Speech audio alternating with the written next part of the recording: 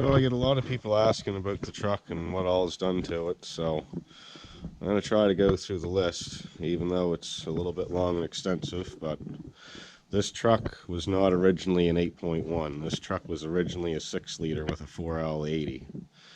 So when we did the swap, it was 2000 to 2005. The swap truck was an 05 with the 8.1, so we changed the dash, the steering column, the seats, the entire harness, the transmission, the transfer case. We just pulled the cab to do the job. So anyone that thinks I didn't build this, there's a little information there. So it's got a 6-inch lift kit, which I also added 3-inch lift keys on top of that, so I've basically got it maxed out as high as it can go here in the front without hitting the bump stops. It's just the 496 big block, 8.1 Vortec. I got a Raylar BP203 cam with roller rockers, cold air intake, no headers, but there's no cats in the exhaust. It's basically free flowing right out the stacks. It's tuned with HP tuners, so the RPMs are set around like 5300 RPM range. That's plenty high for a big block. I don't know how well you can see in through there, but I've got an aftermarket transmission cooler. I eliminated it going through the radiator, so the radiator actually heats your transmission up in most of these trucks, so bypass that and put a nice big cooler on there and you won't have any transmission heating problems.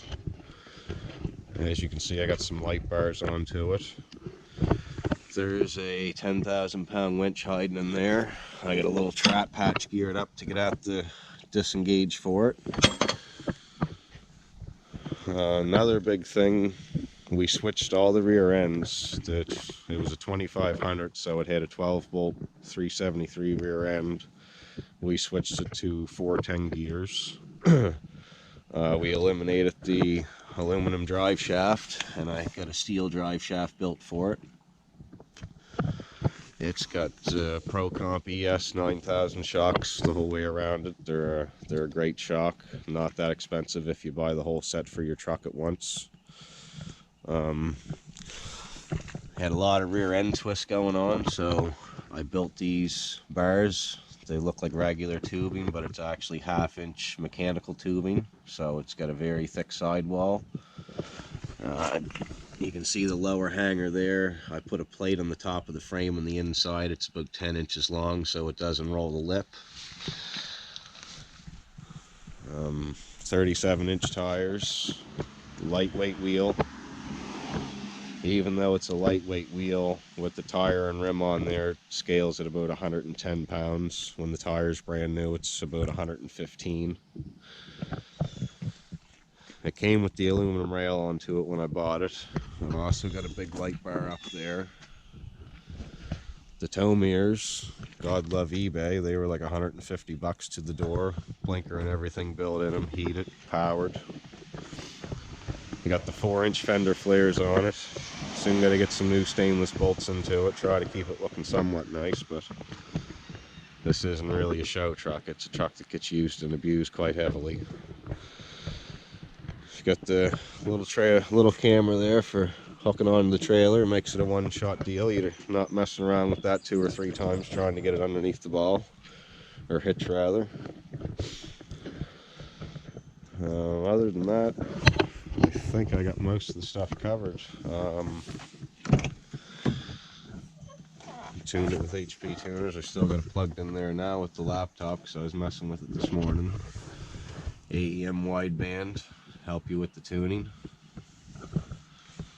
Where this truck come out of a 3500, I've got no overdrive and tow haul mode. It's got two options on the push button on the end of the stick there. Cruise control, everything works, not even an engine light on. Not that anyone probably cares, but we got a little sub and amplifiers underneath the seat there. All in all, it's been a pretty good truck. Had it swapped now for probably a little over 2 years. It's 263 HD transfer case. I mean, yeah, they burn fuel, but it's a workhorse. And that's to say the very least. You can be quite abusive, as you see in some of the other videos. These are a tough truck. You just got to do a few things. You know how it goes. You always forget a few things. I also bored the throttle body what little bit that you can. It doesn't really do a whole lot, but every little bit helps, right? Another thing that's done to it. When we took the 373s out, it was a 12-bolt rear end.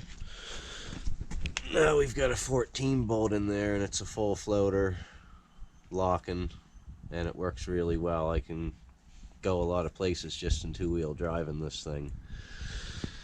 We had a big old 18,000 pound hitch off the 1-ton dually on her.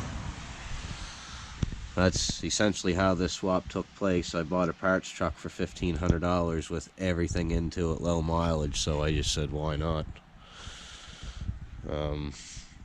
We got cross-drilled and slotted brakes onto it. You can see the rotors there.